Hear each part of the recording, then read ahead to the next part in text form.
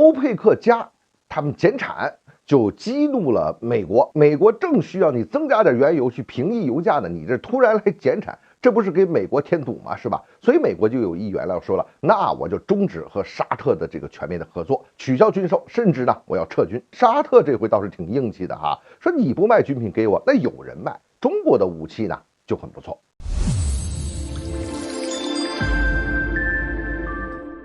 欢迎来到张斌观察，我是张斌。美国参议院外交关系委员会主席鲍勃·梅嫩德斯扬言要阻止美国未来对沙特的所有武器销售，并敦促拜登政府立刻冻结美沙两国所有的合作。美联社就分析说这是迄今为止美国对欧佩克加这个组织削减石油产量最强烈的回应之一。美国的众议员鲁本·加莱格就建议美国呢撤回部署在沙特的爱国者导弹防御系统，而参议员伯尼·桑德斯呢则呼吁美国，那咱们干脆就从沙特撤军回来不管他了，我看他怎么办。说起来这些议员真是有点可笑，他把这个事情给弄反了。现在是美国更需要沙特。沙特呢是美国呢在中东的这个抓手之一他要控制中东，他要离不开沙特这个地方你说你现在要真是撤军的话，那马上就会有人来填充这个空间，这就意味着美国你自己砍断了自己的一条腿嘛。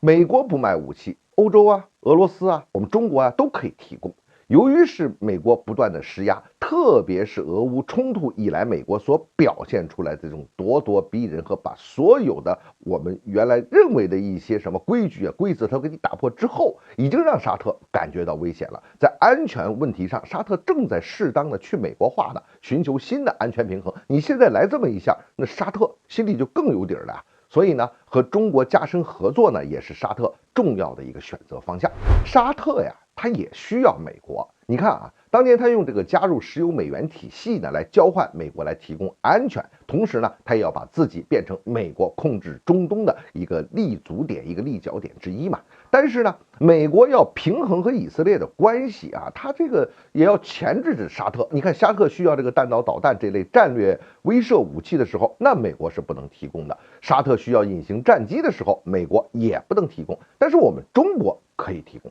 那更重要的是呢，美国会随时干涉沙特的内政，甚至威胁国家要员，甚至都会威胁领导人的这个人身安全。你拜登其实就暗示过小萨勒曼，美国在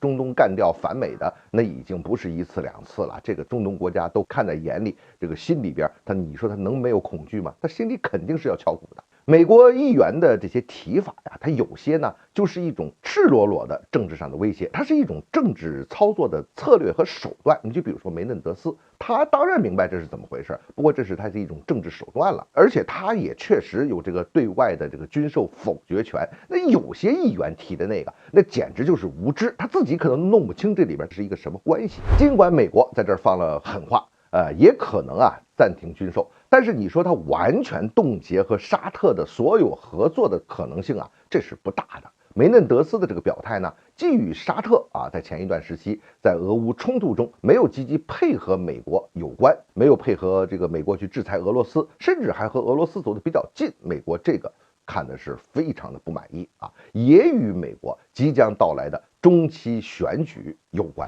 但是美国在地区的问题上，它还是需要沙特的配合，它也离不开沙特。沙特呢又要依赖美国提供安全保障，这两个基本层面的关系它是不会动摇的，所以呢美沙双方也不会马上就撕破脸皮。